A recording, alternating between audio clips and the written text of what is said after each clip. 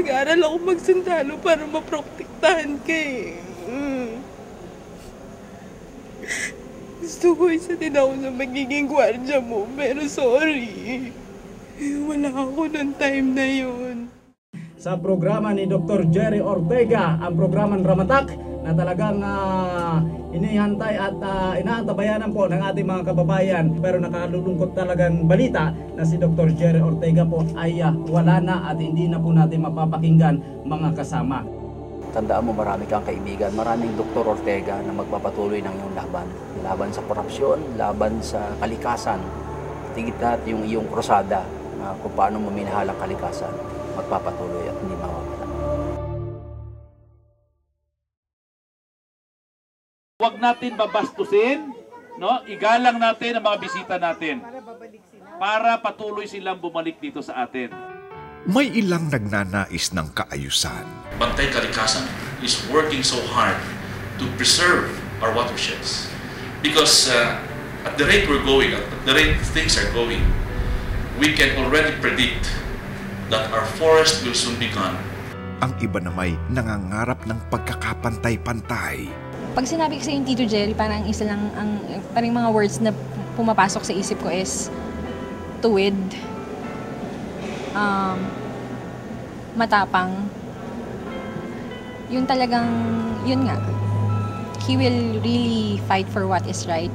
Parang sa status ng kanyang naabot sa industriya ng media, hindi siya nangingilim na tumulong doon sa mga baguhan. Ang number one critic namin si Doc eh. Tuwing pumupunta siya, lagi siyang merong new suggestion, meron siyang laging napupuna na sa amin, magandang bagay dahil merong kulang, kailangan may dagdagan. Lahat ginagawa niya para sa amin, sa lahat ng mga organisasyon, community, lahat. Saludo po kami sa kanya. Wala akong sabi, napakabait. Ngunit may ilang nagbuwis ng kanilang buhay para ipaglaban ang mga ito. Alam naming lahat kung paano ka makipaglaban alang-alang sa katotohanan. Minsan sa tawag ng panahon, may mga nanguna para sa pagbabago. Siya'y naging sandigan. Matulungin siya.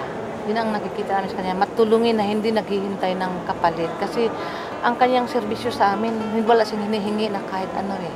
Dedicated sa kanyang pagtulong sa amin. At yun ang mga bagay na hindi namin malimutan. At tagapagtaguyod ng katotohanan. Tunay na katangian ni Jerry na masasabi kong nasa kanya ay yung talagang pagtama, tama, pagmali, mali. Lumalaban siya sa lahat ng diwali sa gobyerno. He believes na this is his calling, this is his passion, and kung hindi siya magsasalita, sino ang magsasalita? Kakampi ng kalikasan. Talagang environmental advocate yan, napatunayan ko yan kasi yung paglalakad ng mga environmental compliance certificates, napaka-ano niyan na huwag tayong gagalaw hanggat hindi natin sinusunod yung hindi tayo shortcut ang process. Daanan natin kung ano yung process, kahit mahirap. Hindi natin kailangang sirain ang kalikasan para ito ay pakinabangan.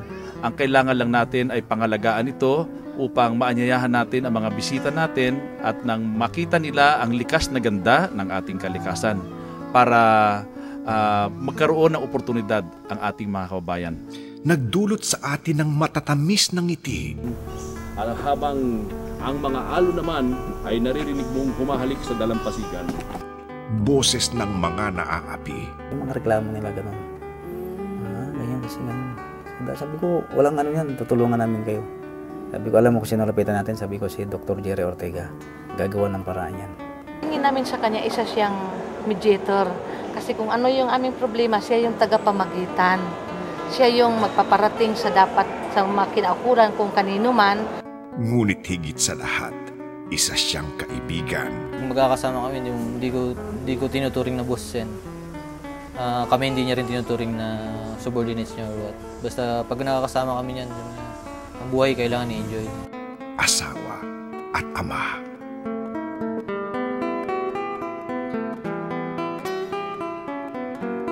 Nagtagumpay man silang kunin ang iyong buhay, Di nila magagawang agawin ang iyong pusong patuloy na titibok sa tunog ng naghahampasang dahon. Ang iyong dugong dadaloy sa agos ng ilog. Ang tinig mong paparisan ng mga lupa at bundok. At mananatili ang iyong diwa sa bawat palawenyong ipinaglaban mo. Doc Jerry Ortega, ang buhay mo'y ginugol mo ng wagas habang pag-asa ang ibinahagi mo sa mga taong tumingala sa iyo. Hindi lang kami yung matutulungan na maging maunlad, kung hindi yung iba pa rin na sa community namin ay mas matulungan din namin. Dahil hindi naman yung pangarap niya, hindi lang kami, pati yung iba namin kasama sa community ay maging maunlad. Ngayon, ipagpapatuloy namin ang iyong laban hanggang sa ating mata mo ang tila mailap na pangarap, ang umaalab mong damdamin, pagdamay at tunay na pagmamahal ay habang buhay naming gugunitain.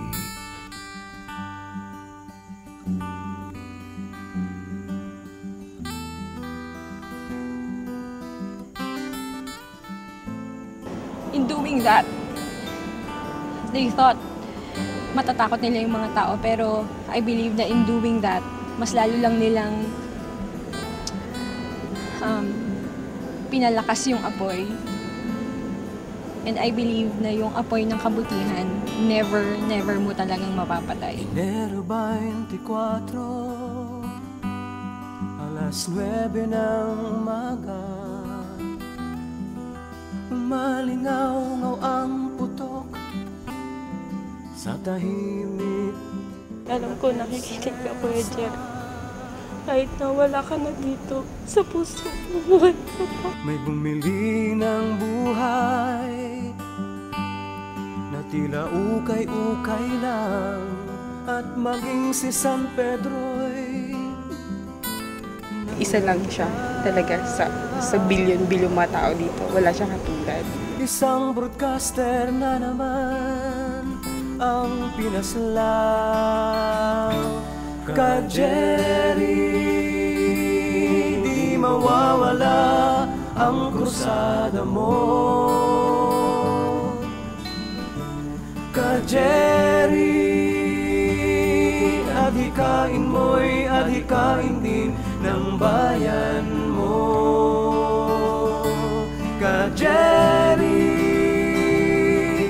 sisibo lang yung buhay sa aming puso. Patuloy na ilalaban ang inaping kalikasan. Kasama mo ang bayan mo.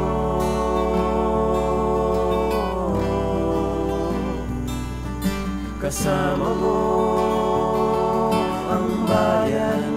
Maraming salamat sa tulong niya sa amin. At ipagpapatuloy namin yung nasimulan niya.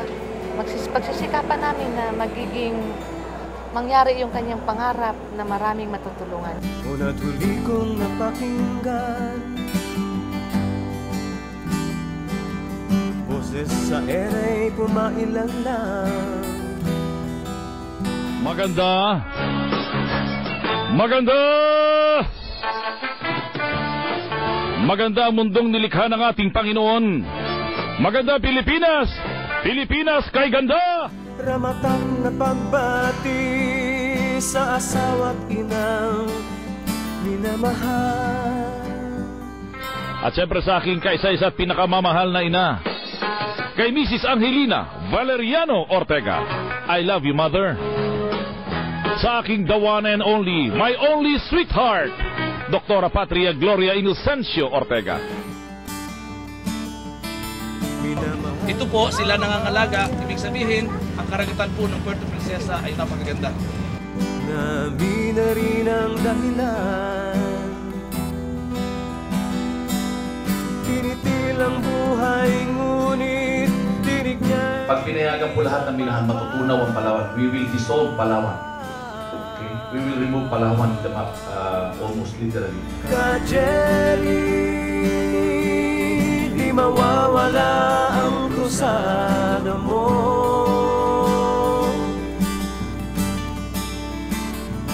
Ka Jerry, Adhikain mo'y adhikain din ang bayan mo.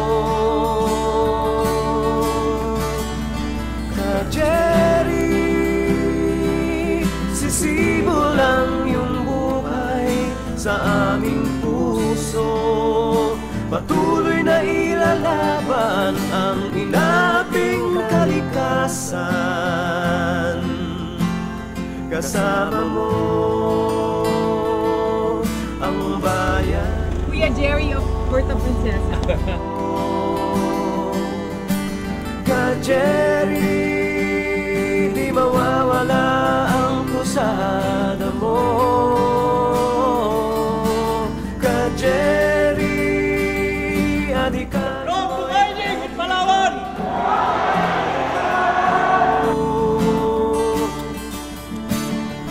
Ka-Jerry, sisibo lang yung buhay sa aming puso. Patuloy na ilalaban ang inaping kalikasan. Kasama mo ang bayan mo.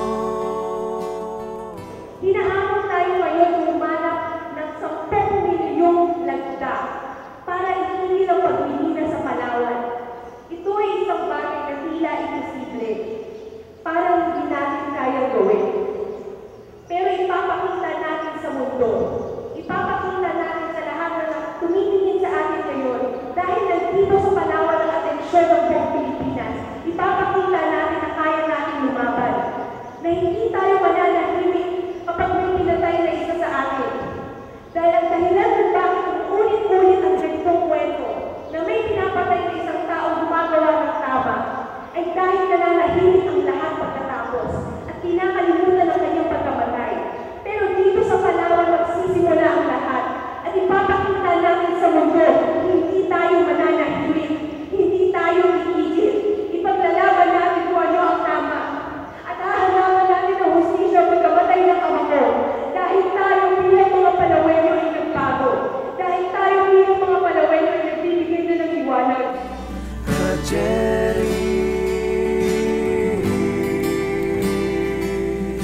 kasama mo ang bayan mo. Ka-Jerry.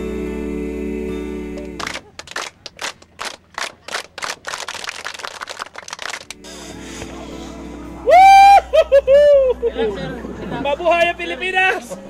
Ka-Jerry.